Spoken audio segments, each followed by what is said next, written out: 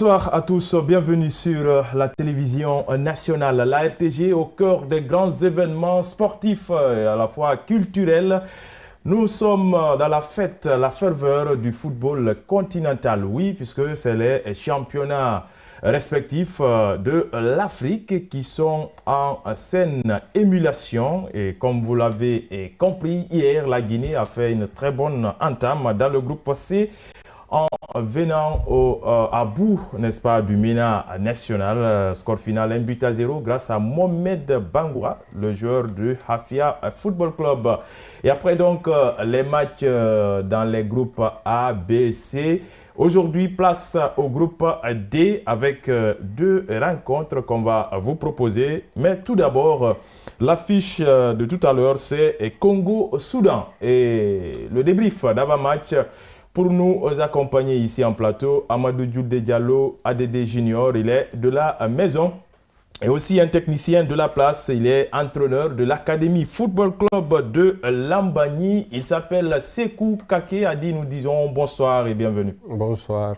Ça va? Ça va, Dieu merci. Merci pour l'invitation. La pluie de Conakry ne vous a pas empêché d'y être là? Ah non. Puisque j'ai été invité, donc ça ne m'a pas empêché. Et l'Académie, elle se porte bien? Ça va très bien, très bien. C'est dans la commune de Lambani, hein? C'est dans la commune toute nouvelle commune. Oui, c'est dans la commune de Lambani. Découpage administratif oblige. Et lui, il est de la maison Amadou Djoudé Diallo, d'enfant de Bouléré. C'est dans Sangaredi. Bonsoir. Bonsoir à tous. L'Empire boxitique. Ah oui. La ferveur du Curon sur nos antennes. Tout à l'heure, le coup d'envoi de ce match Congo-Soudan. C'est le groupe D qui sera en lice ce mardi 5 août 2025. Djoudé, on l'a dit hier, la Guinée a fait une très bonne entame. Oui, un très bon début. Quand vous débutez par une victoire, c'est toujours bien, même si c'est difficile, même s'il y a des choses à corriger. Commencer une compétition par une victoire, ça galvanise, ça renforce le groupe. Donc je crois pour le moment, il y a déjà un chemin à faire, il y a un match repère. C'est bon pour le staff technique, ça redonne de la confiance à la troupe. Donc maintenant, il faut voir, comme l'a dit le coach, la victoire c'est bien, mais il faut encore rester concentré parce que le gros reste à faire.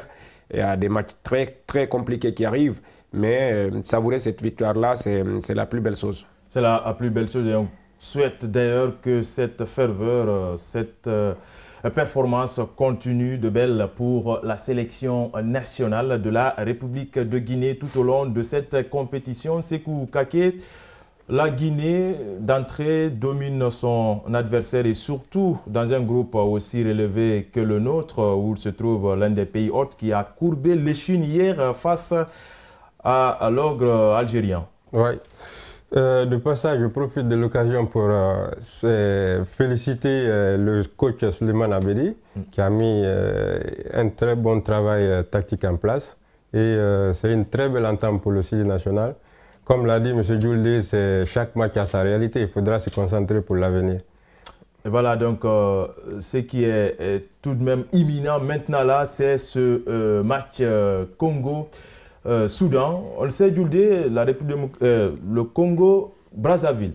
Ah oui. Il y a la République démocratique du Congo qui a sa capitale Kinshasa et il y a le Congo-Brazzaville. Et là déjà, contre une équipe soudanaise qui a été 2 fois demi-finaliste. En 2011 et 2018. Oui, le Soudan, c'est pas un novice dans cette compétition. C'est une équipe de l'Afrique du Nord qui se comporte bien au niveau du CHAN. Une équipe conduite, je crois, par Apia, qui était là. Je crois que c'est lui qui revient encore. Le Ghanéen. Donc le Ghanéen, ça va être un très bon match pour la formation congolaise. Mais je crois que c'est un match des équipes qui se connaissent. Congo est là pour la 5e fois. C'est une équipe constante aussi. Le Soudan, on l'a dit, mais je crois que l'équipe du Soudan rêve plus gros. Parce que les Soudanais, vous le savez, même au niveau de la CAN, ils sont beaucoup plus ambitieux. Ils ont un très bon football. Et là, au niveau du CHAN, vous savez, c'est une compétition qui met en valeur les compétences locales, le talent d'origine. Donc je pense que voir les Soudanais dans ces arts de compétition, il faut toujours dire que cette équipe elle est redoutable. Voilà, Kake et Sekou, deux équipes qui ont l'habitude en tout cas de de jouer cette compétition qui vont ouvrir le bal dans le groupe D. En attendant, en tout cas, un choc de la sous-région ouest africaine entre le Sénégal et le Nigeria. Mais déjà, on veut coûte que coûte gagner d'entrée pour se rassurer. Oui, par rapport à ce premier match entre le Congo et le Soudan, il faut aussi rappeler que chaque équipe a sa première participation. Rappelons que le Soudan qui a sa 4e participation, qui a organisé en 2011 en tant que pays hôte, c'est un pays aussi qui est médaillé 2 fois bronze. Donc c'est une équipe redoutable et puis qui a aussi des arsenaux, tous les arsenaux pour créer des difficultés à cette équipe congolaise. Mais cette équipe congolaise aussi qui a sa 5e participation, je crois que ça va être un match de choc. Puisque dans le football, il n'y a pas une logique absolue ou cartésienne, je crois que c'est après la première mi-temps qu'on saura vraiment la balance pèse de quel côté. Oui, c'est un quart de finaliste Congo, un quart de finaliste qui affronte un demi-finaliste. On le sait, les équipes à part, par exemple, l'Ouganda, l'un des pays hôtes, toutes les autres, c'est-à-dire la Tanzanie, le Kenya, ces équipes-là d'entrée ont gagné, même si la Tanzanie est tombée sur un adversaire assez coriace qui s'appelle l'Algérie, score final 3-0. Mais gagner... Non, l'Ouganda.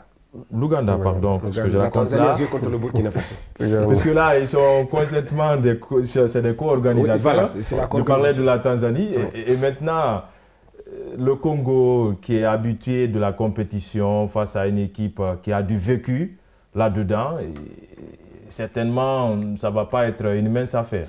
Oui, quand vous êtes quart de finaliste dans les compétitions précédentes, ça veut dire que vous êtes capable de quelque chose.